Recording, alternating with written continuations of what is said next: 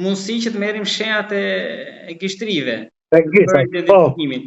Ndërkohë që nga sot hyri në fuqi sistemi i ri për hyrjen në zonën Schengen dhe tashmë çdo gjë do bëhet nëpërmjet shenjave të gishtrive. Po si do funksionojë kjo? Duhet kemi parasysh me këtë. Atëre, për një siguri më pjen në rrethin e Schengenit,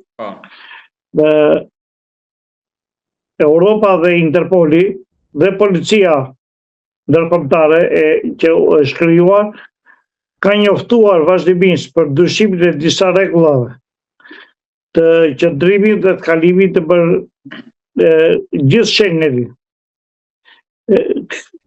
Tu preket edhe Rumania dhe Bullgaria, të cilat janë pjesërisht pjesë e Schengenit.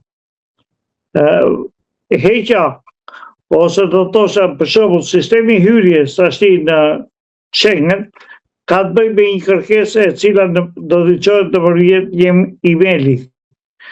Dhe ata mbasi bëjnë miratimin, do paguash ka një pagesë 7 euro, e cila do paguhet dhe kjo në llogari dhe bëhet miratimi i cili ka një afat 3 vjeçar.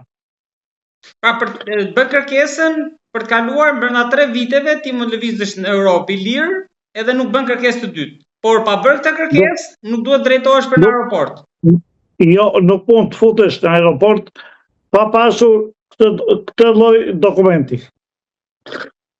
Pastaj është e dyta që ka të bëjë për gjithë udhëtarët, shqiptarët, Kosovës e gjithë, që do bëhet heqja e vulave.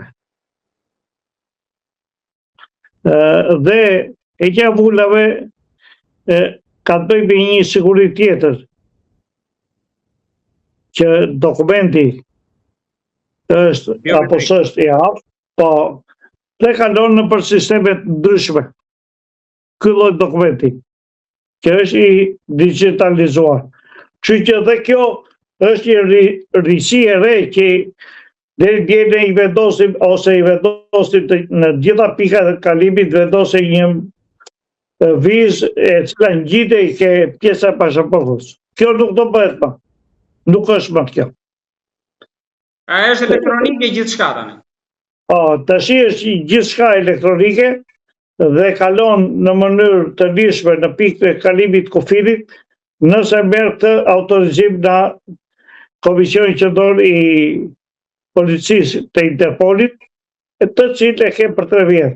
Nuk ndryshon në rregulli për të qëndruar 90 ditë për 180 ditë pjesës së qëndrimit të Schengen, por kjo më tepër i jep siguri të gjithë që kalojnë në një filtër.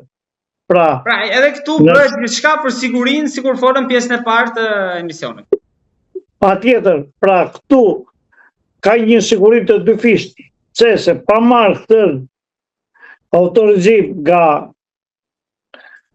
qendra e Interpolit nuk mund të vesh në pikën e kalimit kufirit për të kaluar. E cila, ashtu siç e thash, ka i vlerë 3 vjeçare. Po ka një problem këtu avokat, sepse tani si ta bëjmë në rast se kemi një të smur, një kemi në urgjencë, shkojmë në Greqi, në Itali, puna është spret puna për emailin. Atëre, në momentin që hyri rregulli, çdo qytetar mund të pajiset që sot për këtë dokument dhe e mban në xhep për raste gëzimi dhe i dhërimi. Po, saktë. Nuk mund parashikohen i dhërimi, po. Pra, gjithsoj si ti dëshiron të ikësh në Greqi, por nëse pasaporta juaj nuk është e vlefshme, nuk mund të ikësh. Çdo lloj halli që ti mund të kesh. Saktë. Nëse pasaporta juaj i ka skaduar afati, nuk mund të ikësh në Schengen ti të futesh sepse do të ikë. Ndërkohë që duhet të kisha marrë masat përpara. E njëjta gjë është edhe me këtë autorizimi. Pra ti që sot aplikon me këtë autorizimin dhe mban xhep për 3 vjet. Po njëkohësisht del edhe atje që të është miratuar kalimi për Schengen. Pra janë disa rregulla që njeriu mësohet me kulturën perëndimore dhe duhet i paraprit çdo lloj të mire dhe të keqe për lëvizur. Ashtu siç aplikon për pasaportë ndërkombëtare, të aplikojnë dhe për autorizimin ndërkombëtar. Ka ndonjë që duhet t'i kujtojmë ose të kemi parasysh në një kategori me risk në këtë rast që mund t'u vim në ndihmë? Atëherë ka një link që ka dhënë Bashkimi Evropian për aplikimin me autorizimin për Schengen. Dhe nga ky ligu ti bën kërkesën dhe pajisësh me dokumentin përkatës. Kështu që ligu është e gjeta gjë mund të kërkosh. Normalisht duhet të plotësosh ku do shkosh, sa do qëndrosh etj. Jo, nuk ka rëndësi, mjafton që ti thuash atje ka disa kritere, ajo bëhet për sigurinë tënde. Pra nëse dje ike në Itali, po s'ike në Gjermani, ndërkohë që në Gjermani kishe probleme. Tani jeni sistem në të gjithë Europën që shikojnë... Tani je në sistem dhe i koduash nëse ke problemin në një shtet të Bashkimit Evropian, ti nuk të jepet kjo lloj leje për lëvizur. Avokat, duke qenë se jemi në këtë bisedë, po përfitoj duke u pyetur edhe për dy çështje tjera që janë sensitive. Së pari, ju si gjykoni avokat këtë nismën e mbledhjes së Këshillave të Bashkuar që ndërmori kryetari i gjykatës lartë Sokol Sadushi?